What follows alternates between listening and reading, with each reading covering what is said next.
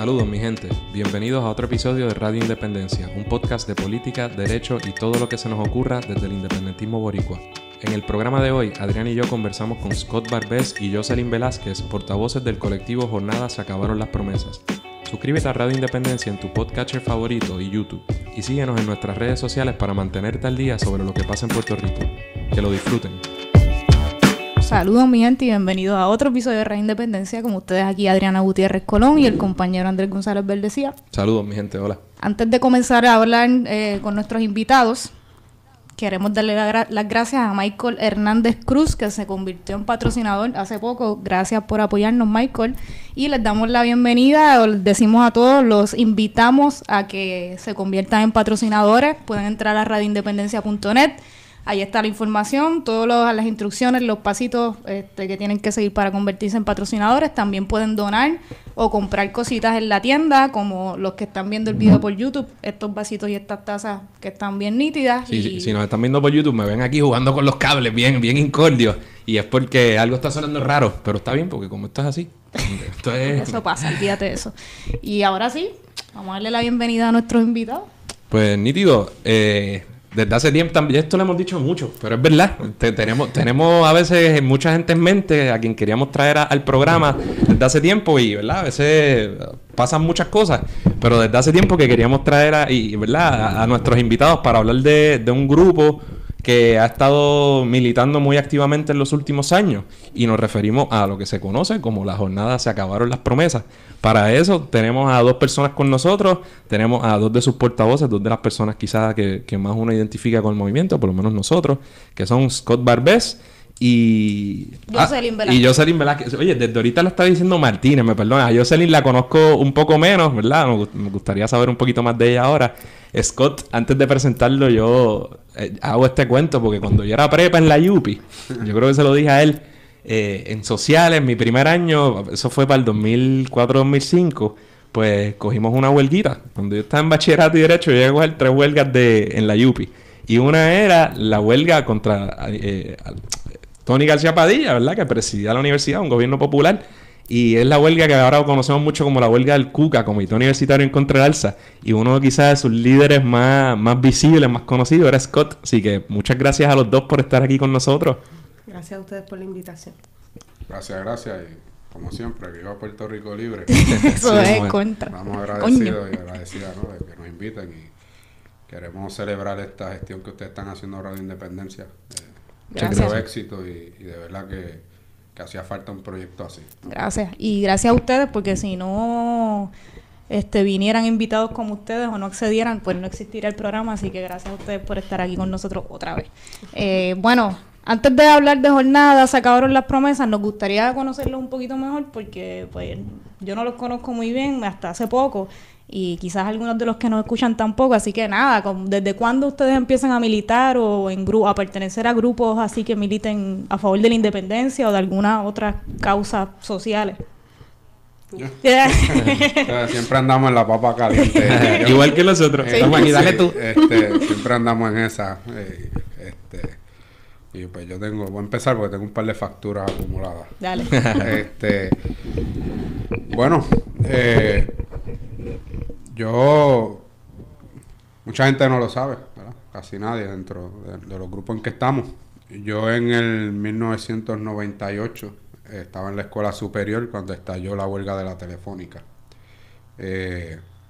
Y pues por ahí empezó mi interés, ¿no?, en las condiciones del país, y en las condiciones de los trabajadores, ¿verdad?, y las trabajadoras. Para mí fue impactante. Yo en la escuela me metí a la biblioteca a ver la huelga por televisión. En ese proceso conocí a un maestro, que en paz descanse, Juan Santiago, de español y de historia, que me presentó lo que eran los prisioneros políticos puertorriqueños encarcelados en los Estados Unidos, perteneciendo a las Fuerzas Armadas de Liberación Nacional. Scott, perdona, te pego un poquito al micrófono. Ahí, gracias. Que pertenecían a las Fuerzas Armadas de Liberación Nacional, y que afortunadamente ya están todos afuera con la salida de Oscar. Y allí pues empecé a participar en la campaña, organizando grupos de compañeros estudiantes, y nos íbamos al Viejo San Juan a recoger firmas por la excarcelación de los presos políticos. Y luego, me integré a la campaña por la independencia durante el plebiscito de 1998 junto al Partido Independentista Puertorriqueño en Bayamón. Y ahí pues participé de esa campaña por la independencia de Puerto Rico. Y luego pues entré a la universidad y en la universidad me uní a las movilizaciones en contra de la presencia militar en el recinto. Estaba el contexto de Vieques, pues ahí estuve bien pendiente a ese proceso en la universidad, en la escuela superior y en la universidad. Y ya estaba decidido en que iba a ser desobediente civil y aproveché la oportunidad en donde la Federación Universitaria Pro Independencia organizó a los 100 estudiantes por Vieques, 100 por Vieques. Tú estabas por ahí con Tito Román, ¿verdad? Eso es así, esos mismos años. Eso es así, Tito Román, Abderramán Brenes, judoka puertorriqueño, olímpico. Y Raquel Delgado, compañera de Mayagüez, trabajadora social, y un sinnúmero de compañeros que luego se han continuado en la lucha. Ese grupo muy bueno.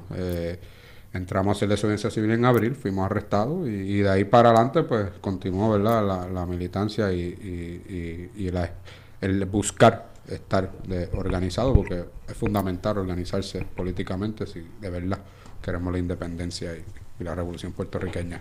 Por ahí anduvo la cosa. Y tú, Jocelyn. Te toca, Jocelyn. Pues para el 2005 fue la huelga del CUCA. Yo estaba estudiando la maestría en la Universidad de Puerto Rico en educación, yo soy maestra. Y en el contexto de la huelga me organicé en el comité de mi facultad de educación, y hasta el sol de hoy ahí entré a un grupo que se llamaba la Juventud de Izquierda Revolucionaria, y de ahí entré al Frente Socialista y he seguido militando en el Frente Socialista por los últimos 14 años o 15. Ay, tío, pues otro de mis cuentos. Yo tiro todos los cuentos que puedo cuando puedo. Yo fui a esa asamblea, yo era prepa, ¿verdad? Como dije. Y entonces yo siempre quise estudiar Derecho y a mí me encantaba la política. Por 1000 razones, por lo que sea, a mí, las orientadoras en high school me decían, pero mira, tú no sabes lo que puede pasar, lo que le dicen a todo el mundo. ¿Por qué no estudias contabilidad, por si acaso? Y yo empecé por la administración de empresas y no me gustó nada, y al año estaba en sociales estudiando política, pero el punto es que en esa asamblea, yo creo que yo no sé si fue Scott o alguien, yo me acerco, a lo mejor fue Stanley u otra persona de ese grupo, y él le digo, mira, pues, ¿verdad? Se acabó la asamblea, vamos a formar, y me dice, pues mira, esa es la única facultad que no tiene comité todavía, fórmalo. Y yo un prepa ahí, yo iba, yo ayudaba, pero yo no tenía, ¿verdad?, nada de liderato en ese momento. Así que sí, me acuerdo siempre de eso del CUCA. Con yo todavía no estaba en la universidad, así que... Bueno, ahora sí. Jornada se acabaron las promesas. ¿Cómo comenzó el grupo y con qué propósito? Lo que pasa es que yo creo que hubo muchos momentos. No hay un momento específico en el que surgió Jornada. Jornada fue se unieron muchas circunstancias. Desde que empezó a hablarse de la Junta de Control Fiscal y de la Ley Promesa, había compañeros de más o menos esa misma generación que habíamos estado militando finales de los 90, principios del 2000 hasta el presente, que estábamos hablando de la necesidad de aglutinarnos y tener una respuesta contundente ante lo que venía. Y yo creo que hubo varios esfuerzos. Estuvo Acción de Pueblo, estuvo el Junte contra la Junta, fue otro esfuerzo que se hizo, y fueron diferentes instancias en las que se trató de empezar a aglutinar, ¿verdad?, ese movimiento más allá de las organizaciones existentes, un poco más amplio y más unitario. También hay que destacar como uno de esos momentos que dio el surgimiento de Jornada, la mal llamada Asamblea de Pueblo que se convocó en Roberto Clemente, en donde sectores del Partido Popular convocaron al pueblo para nuevamente convocar este frente amplio, esa tradición que, ¿verdad?, que tiene estos sectores de centro, de convocar estos juntes amplios para después augurar la lucha y, ¿verdad?, alejarnos de los propósitos importantes. Y en esa mal llamada asamblea, donde fue Luis Gutiérrez y otros representantes demócratas a hablarnos de cómo íbamos a enfrentar la promesa después que ellos hicieron las gestiones para aprobarla, hubo un grupo de personas que nos indignamos y decidimos que eso no era una asamblea y que había que detener esa farsa, porque se estaba volviendo a ejecutar un plan que se había ejecutado en otras ocasiones y que ya sabíamos cuál iba a ser su consecuencia. Iban a haber una gran marcha bien bonita, iban a dar un discurso los 2 o 3 populares que querían hablar, y después de eso se iba a aguar todo y la Junta se iba a normalizar como se han normalizado otro montón de medidas, como los despidos de la Ley 7, como los cierres de escuelas, que son medidas que en un momento hay un repudio del pueblo, pero al no dársele una continuidad al trabajo, pues se normalizan y la gente se acostumbra a que eso pasa. Así que yo creo que esos son los 3 momentos o las 3 instancias que dieron origen a que decidiéramos que era el momento de no esperar por alguien más, sino nosotros reunirnos y empezar a construir una alternativa que trabajara el tema de la Junta. Entonces, sí, tú. Yo creo que sería bueno añadir que este proceso de lo que se llama la jornada Se Acabaron las Promesas, para nosotros es el producto de una conversación de muchos años, de muchos sectores y muchas personas que estaban o están o no estaban organizados políticamente, o que de alguna manera u otra estaban insertadas en procesos comunitarios, ambientales, alrededor de toda la isla, agroecológicos, y siempre había un denominador, ¿no? Yo le he llamado la conversación cruzada, ¿no? Alrededor de todo el país habíamos personas hablando, ¿verdad?, en distintas instancias, sobre la necesidad de articular algún tipo de expresión, pero no todas esas personas, por las razones que sean, estaban vinculadas a una organización política o nunca se habían vinculado a alguna organización política, pero sí estábamos conscientes y veíamos que existe una organización política nacional de izquierda, revolucionaria, independentista en el país, ¿no? Que no está coagulada aún, ¿no? Y decidimos que hacía falta, por la experiencia que estábamos viendo en el campamento, Acción del Pueblo vino primero y después vino el Junte contra la Junta, sí. Y cuando nosotros en el Junte contra la Junta vimos que era inminente la aprobación de la Ley Promesa y la imposición antidemocrática de la Junta de Control Fiscal, como una forma de apretar más aún la colonia en Puerto Rico, pues determinamos que cuando eso sucediera tuviésemos una movilización relámpago, no me acuerdo cómo se llamó esa movilización, al Tribunal Federal. Agite anunciado. El agite anunciado. Y era que en el momento en que se aprobara la Ley Promesa saliéramos todos los posibles, ¿verdad? Que pudiésemos al Tribunal Federal. ¿Qué sucede? Esa noche las personas que llegaron allí, un grupo nutrido de jóvenes bien dispuestos a luchar y ser parte de un nuevo proceso de lucha en contra del imperialismo aquí en Puerto Rico, decidieron quedarse allí. Para sorpresa nuestra, decidieron quedarse y montar un campamento, ¿no? Entonces, pues, por la experiencia que quizás muchos hemos tenido, ¿no?, con la dinámica de los campamentos, pues participábamos porque entendíamos que era importante estar presentes, pero no nos involucramos un 100% en ese proceso interno de lo que fue el campamento. Pero reconocíamos que era una primera instancia de resistencia en contra de la Junta de Control Fiscal. Y ahí se dieron momentos muy buenos, ¿no?, de asamblea en el campamento frente allí al Tribunal Federal en la Chaldón. Se dieron muchos momentos y muchas instancias bien positivas de organización, de expresión de verdad genuina de gente de pueblo, ¿no?, de jóvenes y adultos y viejos de pueblo, y se daban asambleas todas las noches. ¿Cómo era esa dinámica? Nos interesa, ¿verdad? Sí. ¿Cómo se tomaban las decisiones? ¿Cómo se organizaban? Ese tipo de cosas. Ahí, pues, para resumir eso, lo que sucedió fue que dijimos, esto hay que replicarlo en todo el país. Y esta militancia que se está dando aquí tenemos que llevarla a distintas instancias y ponerle el dedo acusador a los miembros de la Junta de Control Fiscal, ¿no? Para que la gente vea que no son dioses, que son salcedos, que los podemos ahogar, ¿no? Entonces, pues, iniciamos ese proceso. Y también hay que tomar en cuenta que estábamos conscientes, en parte del análisis era que el campamento tenía un principio y iba a tener un fin. Y consciente porque ya hemos vivido experiencias de otros campamentos y lo difícil que es la dinámica, y que había que construir una alternativa para cuando ese proceso natural se diera, tener donde, ¿verdad?, organizar a toda esa gente que estaba trabajando en torno al tema de la Junta. Y yo creo que algo bien importante también que nos estaba moviendo era que aquí había una campaña mediática bien fuerte a favor de la Junta.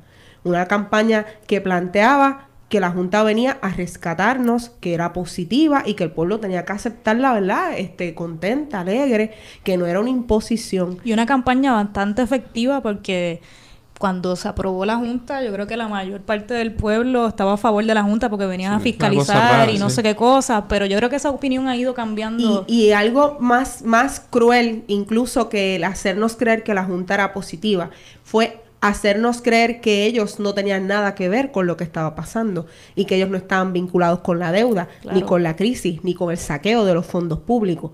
Y eso fue una de las tareas que en un principio Jornada decidió asumir.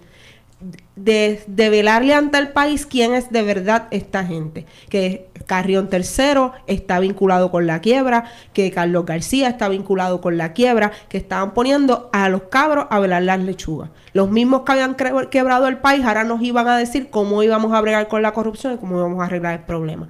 Así que yo creo que en ese sentido también fue que se enfocó en ese primer momento el trabajo de la jornada que se inició con una jornada de actividades que fueron 4 actividades, ¿verdad? 4 actividades consecutivas.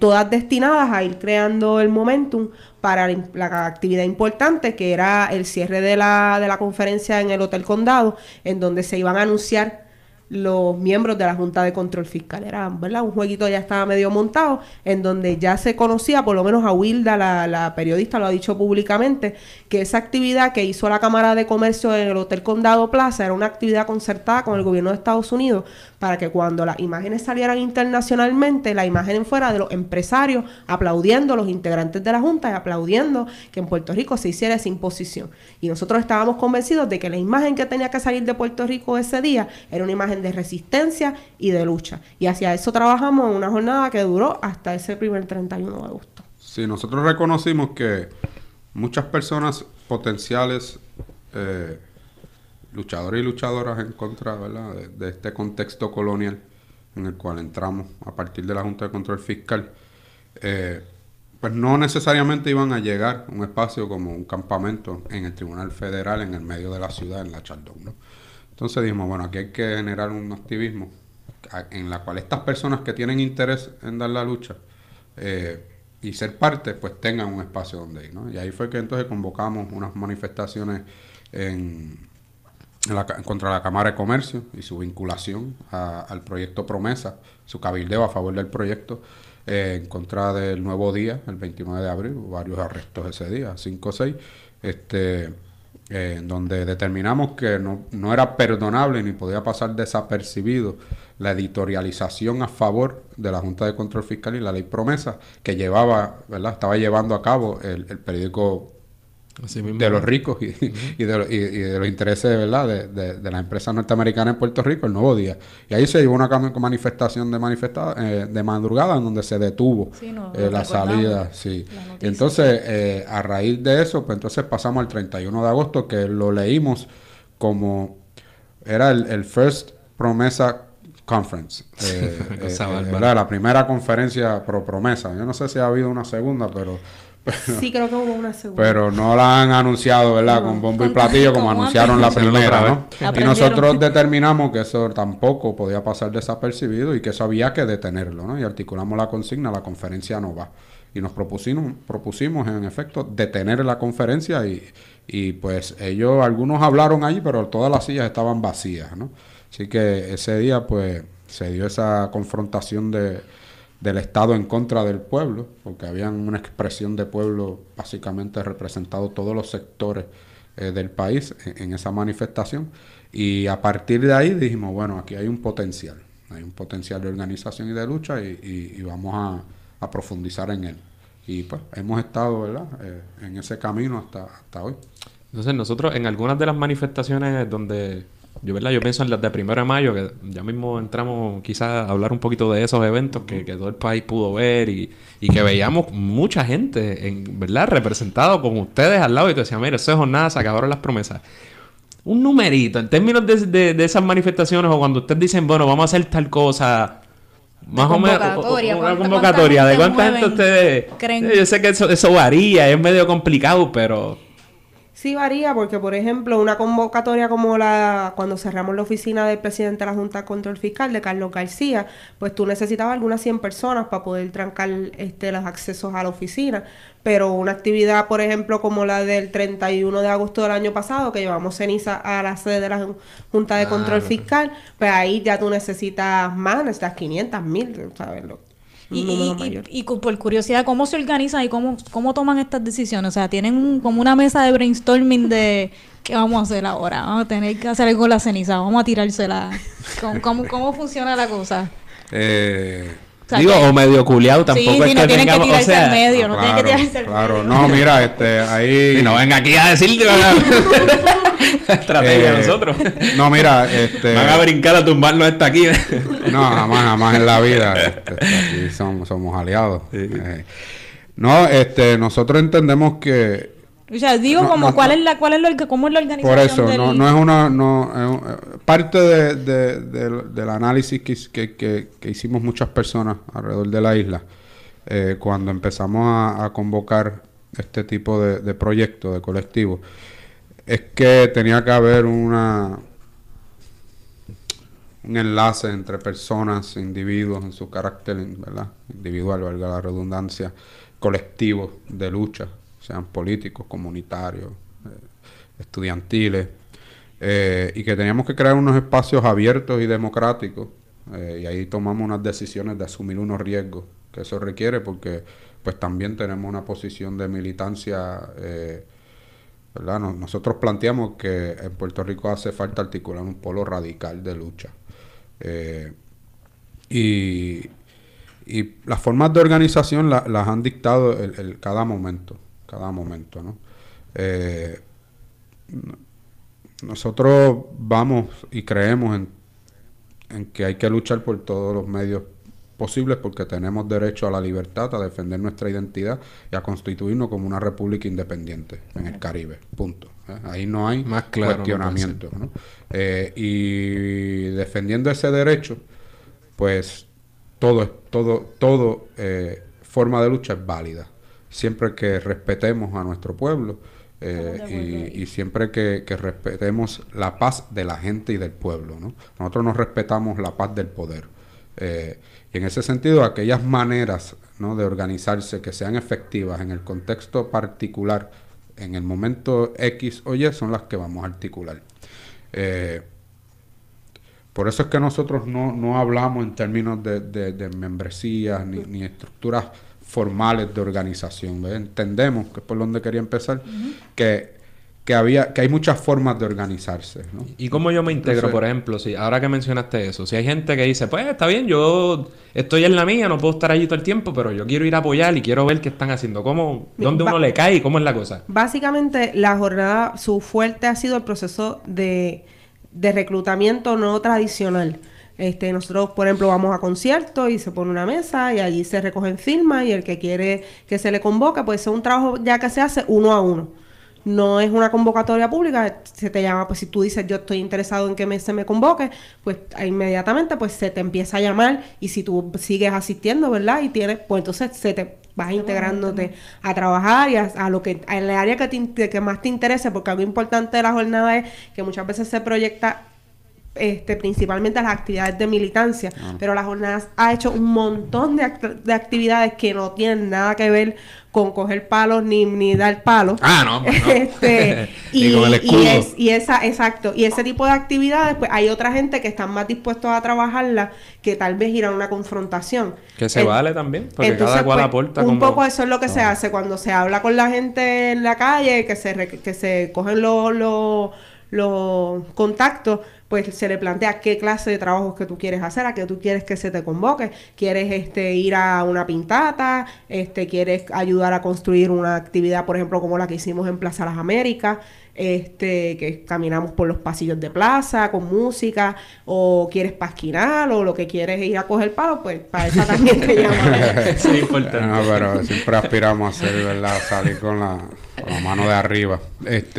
Mira, en la jornada es una expresión organizativa, pues no es tradicional. Hemos recibido muchas críticas también. Eso siempre pasa. Claro, en hemos recibido muchas críticas de compañeros y compañeras muy valiosos, que tienen preocupaciones legítimas, ¿no? Y que tienen unas experiencias que para nosotros son valiosísimas. Y nos dedicamos a aprender de esas experiencias, ¿no? Y muchos de esos compañeros y compañeras de lo que llaman algunos la vieja guardia se integran a nuestros procesos también, y mucha juventud también. Mucho joven, ¿verdad? Se ve, por lo menos se ve mucha gente joven. Sí, ¿verdad? sí, definitivamente. La juventud puertorriqueña, hay un sector importante de la juventud puertorriqueña, desde la escuela superior intermedia, la universidad, jóvenes trabajadores y trabajadoras que se están descolonizando, y que están teniendo la oportunidad de hablar con sus viejos, sus abuelos, sus abuelas, y hoy esas generaciones les están diciendo a los más jóvenes, y nos están diciendo, ¿verdad?, a todos los que nacimos en esta forma de vida en la colonia, que eso que les vendieron a ellos es una mentira. Y esa experiencia, ¿no?, de toda una vida, poder decir, oye, esto fue un engaño, nos estamos dando cuenta y no repitan ustedes la historia, está sucediendo en el eso en combinación, que yo creo que la realidad ahora es tan cruda, sí. O sea, empezando con la Junta de Control Fiscal, con la economía, con la deuda, los maestros, los cierres, yo creo que es tan evidente que es difícil de ignorar, hasta claro, para los más jóvenes o que no tienen padres que quizás piensen de X o Y forma, yo creo que es más visible que nunca. Sí, y entre nosotros, pues eso ha provocado que en las estructuras más formales de organización se encuentren personas que nunca han militado en una organización política, y se encuentren con compañeros que pertenecen al Frente Socialista, al Partido Independentista Puertorriqueño, organizaciones estudiantiles, al Movimiento Independentista Nacional Ostosiano, y a las juventudes de esos sectores políticos. O sea que aquí nosotros hemos planteado que esto es un verdadero espacio de unidad de las bases del independentismo y de los revolucionarios y las revolucionarias en Puerto Rico. A veces entre los lideratos y las cúpulas de nuestras organizaciones, pues siempre estamos como chocando, ¿no?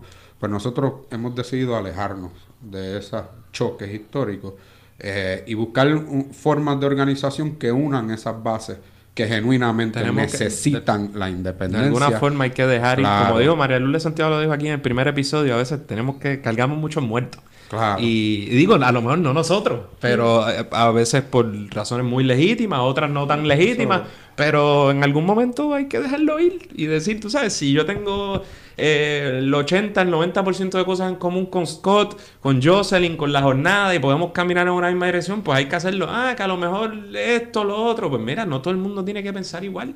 No. Pero pero tenemos que entender el contexto y lo que estamos viviendo. Sí, precisamente esa fue una de las metas que nos impusimos cuando después del primer 31 de agosto, que fue exitoso y decidimos que íbamos a continuar con ese proyecto, era que queríamos tener un proyecto que trascendiera las divisiones históricas del independentismo, y que nosotros no íbamos a entrar en esas dinámicas. Justo después del 31 de agosto cayeron las elecciones. Y las elecciones suelen ser como la bomba atómica para el independentismo, y está entre los de las trincheras que patria o muerte no votaremos, y patria o muerte votaremos, y nosotros no vamos a entrar en esta dinámica. Los que quieran ir a votar tienen todo el derecho de participar del proceso electoral, y los que no quieran ir a votar tienen todo el derecho de no participar. Este no va a ser nuestro issue aquí, y de hecho nuestra siguiente actividad fue que convocamos una marcha el día de las elecciones, 1 minuto después de cerrados los colegios, porque no queríamos que se diera el proceso, pero que ese día no quedara fuera de la vista del pueblo, de que ese día, a pesar del ejercicio electoral de nuestro pueblo, legítimo, con esperanzas, ¿verdad?, de cambio, ninguna de las personas electas iba a tener el poder para cambiar lo que estaba sucediendo, porque ya había una Junta de Control Fiscal que estaba imponiendo cuál iba a ser la agenda de país desde que ellos fueron puestos ahí. Así que en ese sentido hicimos una marcha que se llamó Gane quien gane, se acabaron las promesas. Después le cambiamos el nombre a la Marcha de la Lluvia porque nos cayó el diluvio universal. Pero fue una marcha. Y la gente marchó. Fue una marcha bien combativa, fue una actividad muy bonita. Y yo creo que ahí fue que entendimos vimos que podíamos, que teníamos, como independentistas, tenemos la capacidad de trabajar juntos, conceptos juntos, ideas juntas, aún estando en ideas diametralmente opuestas, porque en esa marcha marcharon pipiolos que eran candidatos, gente del PPT que eran candidatos y compañeros que participaban del FAE. Todos estuvimos ahí y marchamos juntos porque cada quien ejerció, ¿verdad?, en su espacio lo que quería hacer. Los que participaron del proceso electoral lo hicieron, los que no lo hicieron, pero al final la meta en común, que es la independencia, que es un cambio radical en el país, eso lo podíamos caminar juntos después del último minuto en que se cerraron los colegios. Y ahora convocamos, el Pasquín decía 3 y 1. Como 3 y 1. A las 3 Ah, y sí. 1 de la tarde. 3 y 1 PM decía el Pasquín. A menos que estuviera siendo funcionaria de colegio. No, de ahí, ¿verdad? No, y eso fue algo que tomamos en cuenta porque hubo compañeras compañeras del PPT y del PIB que nos dijeron, mira, ese día no cuenten conmigo porque yo tengo trabajo. 4:30 en vez de 3 y 1. Y se le dijo, no hay ningún problema. Pero el que no tenga nada que hacer después de las 3 y 1, que se tire para allá. Entonces, Jocelyn, te quería preguntar, antes de pasar a hablar del 1 de mayo, me interesa ver la participación femenina en estos actos. ¿Y cómo lo has visto? ¿Son mayoría? No lo son, pero ha crecido. Y en tu experiencia, ¿cómo ha sido esa militancia de las mujeres en años recientes? Mira, yo creo que esto es un fenómeno que viene arrastrándose desde la huelga del 2010. Yo creo que es más visible, no es que no existiera. Pero sí ha habido un rol mucho más presente de las mujeres. No únicamente, y era una crítica que las compañeras históricamente habían hecho, no era simplemente como un número más, sino en roles de, ¿verdad?, de dirección, de coordinación, de construcción de los procesos. Eso se viene construyendo desde el 2010. Procesos como la colectiva feminista en construcción han sido súper importantes para levantar, ¿verdad?, esa conciencia feminista y ese interés en las compañeras en que no es únicamente que asistan, es que se conviertan en parte del proceso, que lo construyan y que sean, ¿verdad?, promotoras del cambio social que nos merecemos. Así que cuando entra la coyuntura de la Junta de Control Fiscal, yo creo que ha habido un proceso que en algún momento la historia va a tener que analizarlo, inclusive, de cómo ha habido una movilización bien grande del sector femenino. No únicamente en el contexto de jornada o en el contexto de la colectiva, en el contexto de los cierres de escuelas, las madres que se han tirado a defender sus escuelas, a defender a sus muchachos, las mamás de educación especial que están ahí metidas en el departamento dándole duro al sistema, y así podemos ir diferentes renglones de la vida social donde hay una participación femenina bien fuerte y que tiene un potencial de ampliarse en los próximos años, porque muchas de las medidas que va a imponer este sistema van dirigidos principalmente en el deterioro de la vida de la mujer madre, de niños, de familia, de la mujer jefa de familia, de la mujer retirada, de la mujer que, pues, por los mismos problemas del patriarcado, somos a veces las responsables en cuidar a nuestros ancianos, en cuidar a nuestros padres. Así que esa reducción en pensiones, a ellas es a las que más duro les va a ir dando. Y yo creo que eso ha ido potenciando en que el sector femenino va a ir incorporándose, ¿verdad?, es como yo lo veo, de una manera más fuerte y más protagónica. Y en la jornada, ahí, de verdad, eso es 1 a 1, ¿sabes? Hay por compañeros varones que están metiendo mano, está a la par compañeras mujeres que están trabajando en todas las áreas, desde la coordinación, construcción, en todo el sentido. Y ahí no hay, y lo digo sin que me quede nada, yo he estado en otras estructuras y ahí no hay división por género, ni se deslegitimiza a alguien porque eres más débil, porque eres más chiquita, porque a lo mejor tú no puedes. Esa es una de las críticas que nos han hecho. Las dejan que agajen un escudo. Atrévete a quitarles el escudo. Sí. Pues nítido, sí. Hablando de escudo y de la participación femenina, yo creo que lo pudimos ver, por ejemplo, en las manifestaciones del 1 de mayo. Yo creo que todo el mundo lo ve, se ven los videos y hay mucha participación femenina también ahí, pero nada, nosotros nos gustaría hablar de cuál ha sido la experiencia del 1 de mayo, porque han sido manifestaciones bastante exitosas, ¿verdad?, en nuestro país, multitudinarias, siempre llega mucha gente, hay mucha convocatoria, pero han tenido unos desenlaces tristes para muchos de nosotros, los manifestantes que hemos estado ahí, nosotras. Nada, cuéntenos. ¿Qué ha pasado con el 1 de mayo? ¿Qué creen de la represión o el exceso de fuerza por parte de la policía? ¿Y cómo lo ha trabajado Jornada cada vez que convocan a su gente o a toda la gente a que se unan a esta manifestación? ¿Están preparados ya? ¿Se imaginan lo que puede venir? ¿Cómo previenen? Nada, háblenos un poquito de eso. Llevas 2 hoy. Sí, La de grande. Bueno, el primero que nada, ¿verdad? Como yo sé que mucha gente nos escucha y nos ve el programa. El 1 de mayo es el Día Internacional de los Trabajadores y las Trabajadoras. Y es un día de revolución en el mundo entero, en donde los oprimidos y las oprimidas del planeta se han movilizado históricamente. Y esa tradición, el independentismo puertorriqueño, los sectores socialistas, revolucionarios del independentismo, siempre han cargado de esa bandera, ¿no? A mucha honra y con mucha dignidad. Podemos decir también con mucha dignidad y respeto a nuestro pueblo que recientemente el pueblo puertorriqueño y su clase trabajadora hemos asumido el 1 de mayo como un día de lucha nacional. Y ya no son manifestaciones de 100, 200, 500 personas, 800 a lo sumo. Ahora son manifestaciones de decenas de miles de puertorriqueñas y puertorriqueños trabajadoras en días laborables y en horas laborables, recorriendo la ciudad. Y ya no van a Fortaleza o ya no van al Capitolio, donde está la expresión de la administración colonial y la represión y la colaboración de los colonialistas en contra del pueblo puertorriqueño.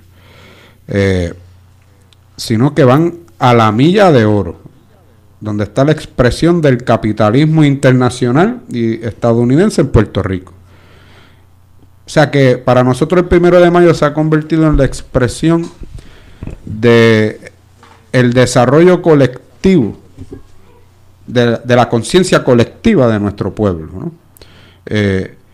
Y eso pues es otra instancia que hay que ¿verdad? Que esperemos que los historiadores no tarden mucho, y los sociólogos y los antropólogos, ¿verdad? No tarden mucho en analizar y estudiar, ¿no? Que lo comiencen a estudiar hoy. Porque esas movilizaciones, una cosa es que el pueblo se haya movido como lo hizo en el 2017 y haya sido confrontado por la represión, que lo único que busca es proteger los intereses de la Junta de Control Fiscal, del Congreso de los Estados Unidos, del capitalismo de los Estados Unidos en Puerto Rico y del neoliberalismo, y haya sido reprimida la masa, como fue aquel 1 de mayo del 2017, en donde el Estado permitió los destrozos en contra de la estructura física y material de los bancos y optó por en el terreno, mientras eso sucedía, atacar a la masa pacífica que marchaba allí todavía, que intentaba aglomerarse frente a la tarima que se puso frente a la Junta de Control Fiscal ahí en Atorrey. Fue contra el pueblo que se emprendió, ¿verdad? Esa fuerza represiva, compuestas no solamente por la policía de Puerto Rico, sino por el SWAT federal y por mercenarios sin identificar. Gente contratada por los bancos y sabe Dios por quiénes, para atacar a la gente de todo, porque ahí tiraron de todo. Y la gente, organizados y no, se defendieron. Y nosotros siempre vamos a abogar por la defensa y la autodefensa de la gente y el derecho a marchar. Pero que en el 2018, luego de un año de ataques en contra del pueblo, de las experiencias que hemos tenido como país, de la devastación y de haber vivido la represión aquella, que vuelvan a movilizarse y vuelvan a defender su derecho a marchar, porque ahí la violencia que hubo fue la del Estado para evitar que puertorriqueñas y puertorriqueños camináramos por la Milla de Oro. Su justificación de que habían, según ellos, unas personas que iban a vandalizar. Porque habían 2 o 3 que según ellos iban a vandalizar, intentaron detener la expresión genuina de decenas de miles de personas que querían marchar. Y se veía antes y desde temprano. Y no se Estaba movieron. organizado por todos lados. Y reclamaron su derecho a marchar y a dar para adelante. Y determinaron, junto a los compañeros y compañeras de Se Acabaron las Promesas, miles de personas en echar para adelante. Para nosotros es una transformación de la conciencia colectiva del país que trasciende una expresión política pequeña como puede ser Jornada Se Acabaron las Promesas. Y la gente reconoce quiénes estaban ahí al frente, cuáles son sus ideales. Y eso significa también que hay una transformación ideológica de la gente, que se está cuestionando seriamente el modelo económico impuesto a los puertorriqueños y la colonia, ¿no? Entonces, pues, habrá que ver en dónde, cómo desemboca y hacia dónde se mueve eso, ¿no? Pero los 1 de mayo han sido muy importantes y vale la pena reflexionar sobre ellos como movimiento. Y Jocelyn, sobre... Vamos, ¿verdad? Algo que también se menciona mucho cada vez que hay una manifestación de este tipo o aparecen las jornadas Se Acabaron las Promesas y demás, por ejemplo, los encapuchados y demás. ¿Qué tiene, verdad? ¿Cuál es su postura, digamos, del grupo, la tuya en particular, sobre esos ataques? O vamos a pensar que no son ataques, vamos a suponer, ¿verdad? Gente que diga que no conviene, que diga, yo estoy de acuerdo, pero no me gusta eso. ¿O qué te parece esa...? Mira, yo creo que el país está viviendo un momento bien difícil. La gente está sufriendo. O sea, está sufriendo antes de María y después de María la cosa se ha puesto peor. A nosotros, los que nos llamamos revolucionarios y los que nos llamamos independentistas, la meta es liberar esta patria. Y yo creo que en aras de eso hay que respetar todos los métodos de lucha y sobre todo respetar nuestra historia. Aquí ha habido una historia larga y dolorosa de discriminación, de carpeteo y de persecución. Y nosotros no podemos negarle a nuestros compañeros el legítimo derecho a proteger su identidad ante un Estado represor, ante un Estado que es criminal. Aquí la historia de independentistas que han sido sus vidas destruidas por el Estado es amplia. Y no es justo que se nos quiera privar del derecho a protegernos. A ver, aquí, y lo estábamos reflexionando hace unos días atrás, que estábamos viendo las actividades que Jornada ha hecho. Nosotros estuvimos una vez en una manifestación frente a la Corte Federal en favor de Nina Droz. Y recordamos que ese día arrestaron a 3 personas en un piquete que lo más que habían eran 40 personas. Y los federales no pararon de arrestar hasta que no nos fuimos de la entrada del Tribunal Federal. Eso es un ejemplo de por qué la gente tiene que proteger su identidad si así lo entiende. Porque tenemos un Estado que es represor, un Estado que es criminal y tenemos que darle esa opción porque si no tenemos que renunciar a que la gente salga a la calle a manifestarse. Porque no todo el mundo está dispuesto a poner su rostro, ¿verdad?, de cara a una cámara para que después los medios de comunicación, como le ha pasado a compañeros independentistas que han hecho alguna expresión, a la misma compañera Bayala que hizo una expresión totalmente legítima contra la Secretaría de Educación y después todos los medios se dedicaron a publicar la cara de ella, a criminalizarla y a promover incluso la violencia contra compañeros que han hecho expresiones públicas. Así que yo creo que los compañeros que están en la línea de que no deben haber encapuchados deben reflexionar sobre eso y ver el momento en el que nos encontramos y ver que eso, en lugar de hacernos crecer, lo que hace es que nos hace más pequeños. Y no es momento de ser pequeños, es un momento de ser grandes y de embestir contra el gobierno de Estados Unidos. Es el momento de buscar la victoria. Mira, sobre los encapuchados, hay mucha gente que dice, no, que los encapuchados pueden ser agentes, pueden ser provocadores, etcétera, etcétera. Yo les aseguro, ¿verdad? Les aseguramos que los encapuchados y las encapuchadas son maestras, son doctoras y doctores, hay entre ellos, abogados y abogadas, profesores universitarios, trabajadoras, madres solteras, matrimonios, ancianos y ancianas. Hay de todo allí. Y por eso es que la gente tiene que protegerse. Porque lo que está ahí manifestado es la gente trabajadora del país. No solamente son jóvenes universitarios, estudiantes, o como alguna gente se atreve a decir despectivamente, rebeldes sin causa. No, el pueblo rebelde, con causa y determinación. Para nosotros es un orgullo contar con gente así dispuesta a estar a nuestro lado. y yo quiero añadir una cosa que es bien importante. Hay que ser cuidadoso con el manejo del tema de los agentes. Nosotros sabemos que aquí ha habido una larga historia, ¿verdad?, de COINTELPRO y de intervenciones de la policía para desmovilizar y destruir el movimiento. Pero esa historia no nos puede detener. Y es lo que nosotros hemos sido consistentes. Que puede haber dentro de una manifestación un encapuchado que es un agente de la policía. Eso es correcto, pero no es la mayoría, ni es la totalidad de los manifestantes. Si están ahí es una minoría. Pero la totalidad la mayoría de los manifestantes, como dice el compañero, son padres y madres, son gente que tiene deudas, que tiene casa, que tiene responsabilidades y que tienen que cubrir su identidad. Y también aquí hay una realidad, aquí hay un pueblo que tiene coraje, que tiene mucho coraje porque tiene un gobierno que los ha abandonado y tiene la necesidad de manifestar ese coraje. Y hay que respetar todas las manifestaciones, tanto las pacíficas como los compañeros que convocan una vigilia y rezan y prenden velas y cantan, y eso es precioso. Que ustedes han hecho manifestaciones así también. Y hay que hacerlas, y son necesarias. Porque, por ejemplo, yo puedo tener una compañera que esté en silla de ruedas que me diga, chica, pero es que yo para allá no puedo.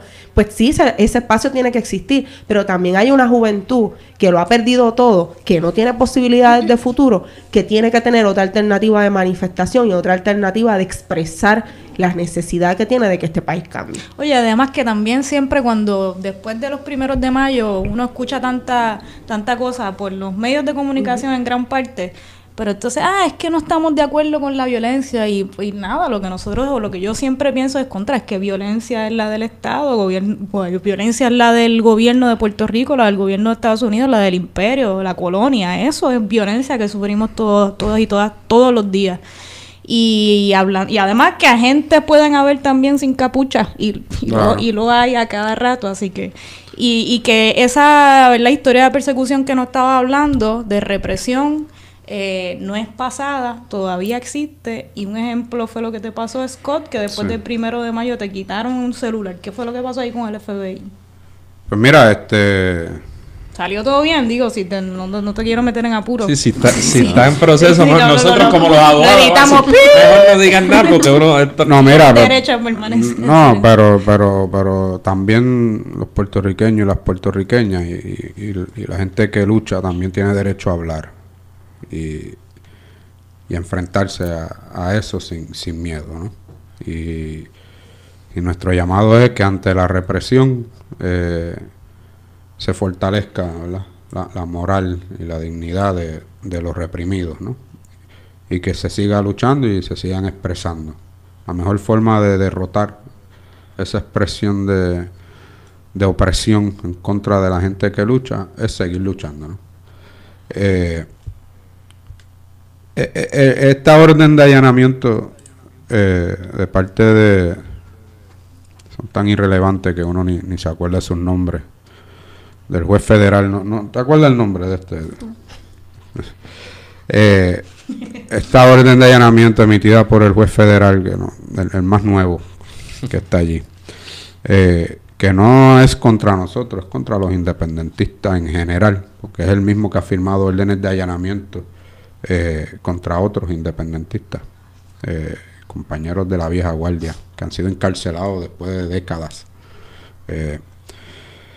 Pues nada, es parte de la represión, una orden de allanamiento que sale el 2 de mayo, que se ejecuta el 8, si no me equivoco, de mayo, pero se ordena la orden de allanamiento el 2 de mayo a las 8 y pico de la noche, de forma simultánea, con una citación al tribunal para una regla 6 en mi contra,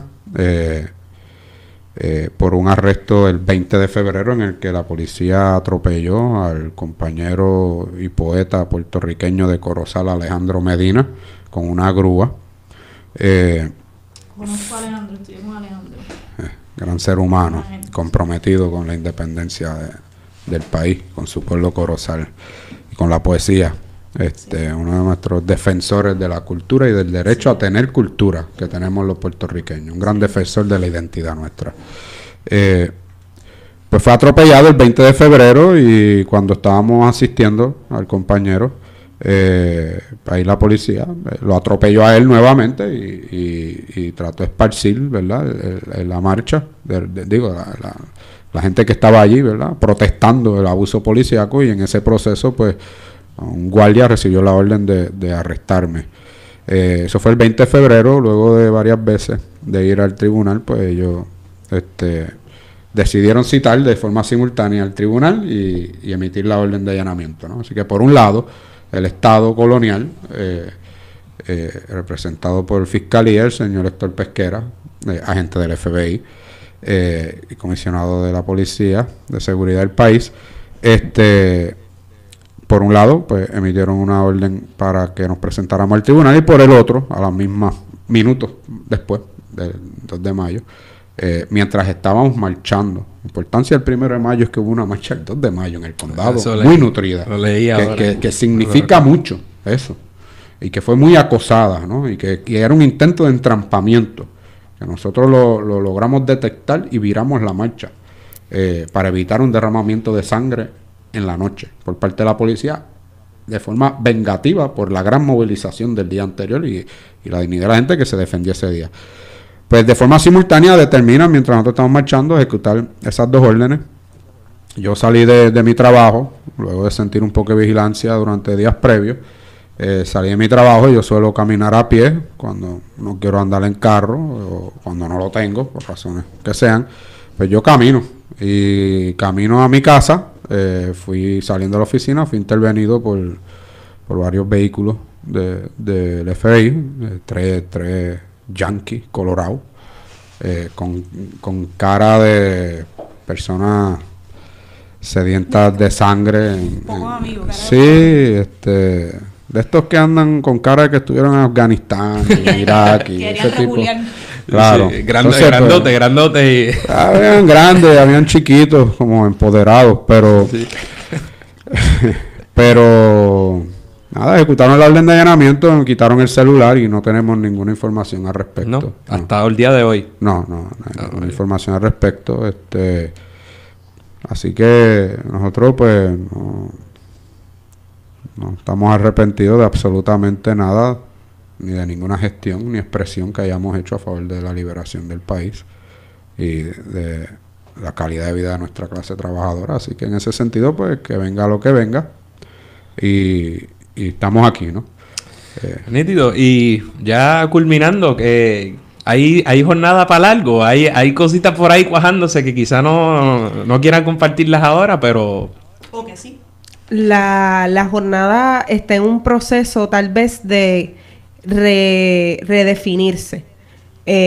Originalmente fue un proyecto bien amplio que buscaba, ¿verdad?, como se explicó antes, aglutinar a estos sectores del independentismo desorganizado, pero después de 2 años de trabajo, de mucho trabajo, es el momento de redefinir nuestro enfoque, y estamos, ¿verdad?, trabajando hacia construir una alternativa a nivel nacional que trascienda las manifestaciones como las hemos visto, que siempre se van a seguir haciendo porque son necesarias, pero que también comiencen a construir trabajo a largo plazo. Tuvimos una primera experiencia con el huracán María, en donde aunque volvemos, siempre se destaca la cosa de la militancia, pero nosotros fuimos partícipes de lo que fueron los centros de apoyo mutuo y colaboramos en la fundación de 16 centros de apoyo mutuo alrededor de toda la isla durante la coyuntura del huracán. Y esa experiencia de los centros de apoyo mutuo, que todavía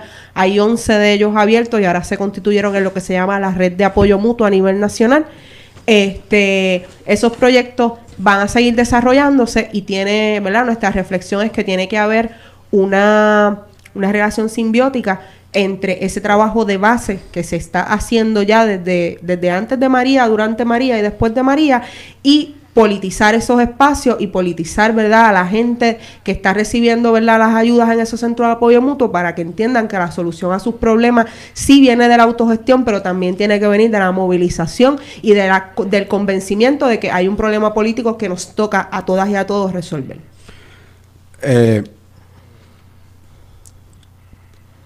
A nosotros ya nos tiene cansado el tema, ¿verdad?, tener que abordar el tema del huracán María, ¿no? Pero una realidad que tenemos y que estamos aún padeciendo las consecuencias, pero a la misma vez construyendo sobre esa experiencia. Y lo cierto es que si bien el colectivo se constituyó en un proceso de generar acciones directas para ponerle cara, nombre y apellido a los que han agredido a este pueblo y saqueado a este pueblo y nos quieren obligar a pagar una deuda injusta, mantenernos como una colonia de los Estados Unidos, también de forma natural todo aquel que pertenece ¿no? a la jornada Se Acabaron las Promesas, de una forma u otra se siente vinculado, es solidario, apoya. Cuando perdimos toda comunicación el 20 de septiembre, todo el mundo con quien yo milito, con quien yo comparto la experiencia política en favor de la liberación nacional, sin comunicarnos porque no había manera, salimos a hacer lo mismo. Y de ser una expresión que busca hacer una denuncia nacional, pasó a ser una expresión de gente de carne y hueso que entonces se metieron en sus propias comunidades. Y para nosotros, el pueblo de Puerto Rico, durante varios meses, pero ese es primer, segundo mes crítico, vivió lo que es la independencia. No tenía comunicación para afuera. No tenía acceso a los planes de asistencia nutricional. Todo se cayó. FEMA desapareció. O sea que todo aquello que representaba el bienestar del pueblo dentro de la conciencia colonizada del país desapareció. Y el pueblo tuvo que buscarse y conversar por primera vez, porque no había radio, por primera vez durante décadas. No están los analistas, supuestos analistas, ni los publicistas, ni los propagandistas de la hegemonía mediática de los Estados Unidos en Puerto Rico, diciéndonos, mientras el país tenía hambre, diciéndonos por la radio de que no se preocupen, eso no es hambre, eso es que te pica la barriga, eso es piquiña. No, pues no. Entonces el pueblo tuvo que conversar entre sí y empezar a preguntarse y a responderse entre nosotros mismos qué pasó aquí. Pero además de eso, a alimentarnos por nuestra propia cuenta, a desarrollar huertos, a abrir caminos, a pelear en los centros de la isla con la policía y la Guardia Nacional para poder mover los tractores y la maquinaria para abrir caminos, porque ellos no lo querían hacer. Y entonces hay unas expresiones de independencia y de descolonización en el momento, ¿no? En vivo, a todo color, que tenemos que recalcar, ¿no? Este pueblo vivió la independencia y está vivo aún, y es lo que estamos planteando, ¿no? Es momento de comportarnos como un país, comportarnos como gente libre y empezar a ejecutar de forma autogestionada y organizada a nivel nacional esas expresiones de descolonización que se viene dando durante este pasado año, que se monta sobre todo una historia de lucha, ¿no? Pero que está pasando ahora entre nosotros, ¿no? Y ya entonces no debemos ver el proceso por la lucha por la independencia del país como historia, ¿no? Sino como el momento, lo que está sucediendo, ¿no? Y ser parte de eso. Nos dicen quiénes son miembros de la jornada, todos los que están alrededor, ¿no? Para nosotros la jornada Se Acabaron las Promesas, es un hashtag, se acabaron las promesas. Ahora nosotros construir. Y para nosotros, pues todo el mundo es parte de este proyecto, que aspiramos a que sea una expresión cultural y política, y también porque compañeros y compañeros de Se Acabaron las Promesas y de todas esas redes de apoyo mutuo y de todas esas organizaciones y colectivos de resistencia están también desarrollando proyectos solidarios de economía, ¿no? Proyectos económicos para comenzar a desarrollar algún tipo de economía solidaria que esté al margen de los Walmarts y de la explotación capitalista y esas formas de producir abusivas y opresivas en contra de nuestro pueblo. Así que aquí está pasando algo, ¿no? Es cuestión de que lo organicemos, nos unamos y empecemos a actuar como un país, como una república. Empecemos a gobernarnos de verdad y a pasarle por el lado a la colonia. Sí, pues Jocelyn Velázquez y Scott Barber, le agradecemos mucho que hayan venido aquí a hablar con nosotros. Nosotros también, al igual que ustedes mencionaron, ¿verdad?, ese propósito de la jornada. Yo creo que Radio Independencia tiene ese propósito de de poder entablar un diálogo y hacer acciones entre distintos grupos que tenemos un montón de cosas en común, muchas más que las diferencias que podamos tener. Y nosotros, pipiolos orgullosos, ¿verdad? Y entendemos a Puerto Rico y defendemos incluso la trayectoria histórica del PIB y la labor que hace ahora, pero sabemos que podemos hablar con gente y hay unos que son de verdura, como ustedes, hay otros que son unos ¿verdad? Que a lo mejor no son de verdura, pero y yo, por lo menos, ¿verdad? Hablo por mí, pero sé que Adrián, que ustedes son gente que son gente seria y que cuando dice que hay que hacer X cosas, pues va y la hace y que llevan sus líneas y hay gente, ¿verdad? Y por lo menos de mi parte hay un respeto y me agrada que hayan accedido a esta invitación y que podamos hablar porque yo creo que así es que uno deja ir los muertos, como dicen, y hacemos cosas. Y son maletas llenas de muertos, y eso de andar arrastrando maletas de otros, eso no puede ser. ¿Eso de los muertos lo dijimos en el programa o fue fuera del programa y la gente no va a entender? No sé, quizás lo dijimos en el programa. Aquí habíamos dicho que el independentismo carga con muchos muertos y hay que dejarlo ir. Si lo dijimos fuera del aire, pues ahora lo aclaramos, no hay muerto aquí, no hay muerto nadie. Agradecidos y contentos de que gente como ustedes, ¿verdad? Y nosotros hayan creado un grupo grande que haya podido unir a mucha gente del independentismo y que estén llevando a cabo acciones como las que están haciendo y teniendo una presencia fuerte en todas nuestras luchas y para adelante. Y nos seguiremos viendo en el camino. Creo que si un día los entrevistamos nosotros ustedes. Se vale. Y las puertas de Reindependencia están abiertas para lo que sea. Muchas gracias. Eso es todo por hoy. Esperamos que les haya gustado el programa. Y agradecemos nuevamente a Jocelyn y a Scott por estar con nosotros. Recuerden suscribirse a Radio Independencia en su podcatcher favorito y YouTube. Y síganos en nuestras redes sociales para mantenerse al día sobre lo que pasa en Puerto Rico. Hasta la próxima.